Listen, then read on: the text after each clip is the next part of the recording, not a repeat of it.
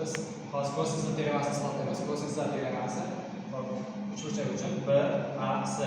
Ya'ni mana burchak alfa deb oladigan bo'lsak, b kvadrat teng a kvadrat minus c kvadrat minus 2ac kosinus alfa orqali topiladi. Ya'ni biz hozir mana shu formulani isbotlaymiz. Buning uchun mana bu 90 gradus burchak ekanligidan ikkita Pifagor teoremasini qo'lladim. Buning uchun menga mana shu proyeksiyaga kiraman. Men proyeksiyani qanaqa x desam, to'liq qilsa bo'lgani uchun o'zi c minus x deymiz. Hop, ikkita Pifagor teoremasi h kvadrat minus x kvadrat teng b kvadrat. Esa h kvadrat minus c minus x kvadrati teng a kvadrat hosil bo'ladi.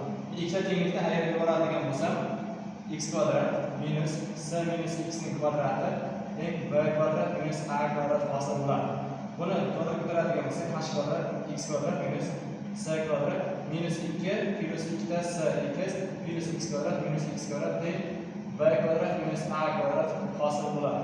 Bu yerda o'z-o'zidan hosil bo'ladi. Ular qisqarib ketadi. A kvadrat bir tarafga o'tkazadigan bo'lsam, b kvadrat teng a kvadrat minus c kvadrat minus 2c x hosil bo'ladi. Bizda x ni yo'qotishimiz uchun mana bu yerda kosinus alfani topamiz. Kosinus alfa degani yopishgan kadetning gipotenuzaga nisbat. Bu qoida faqat 90 gradusli uchburchak uchun qo'llaniladi. Ya'ni burchak uchun teng c minus x ni mana bu yopishgan kadet bu gipotenuza c minus x taqsim a. Men mana shunda x ni topadigan bo'lsam, c minus x ning a kosinus alfa. Hop, x ni topadigan bo'lsam, c minus a kosinus alfa hosil bo'ladi. Va x ni mana shu joyga olib qo'yaman. b kvadrat teng a kvadrat minus c kvadrat minus 2c. X ni qo'yadigan bo'lsam, c minus a kosinus alfa teng a kvadrat minus c kvadrat minus 2c kvadrat minus 2ac kosinus alfa hosil bo'ladi.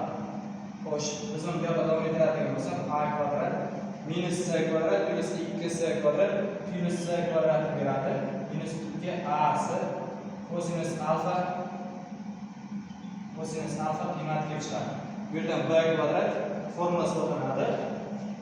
Ya'ni b kvadrat teng a kvadrat minus c kvadrat minus 2ac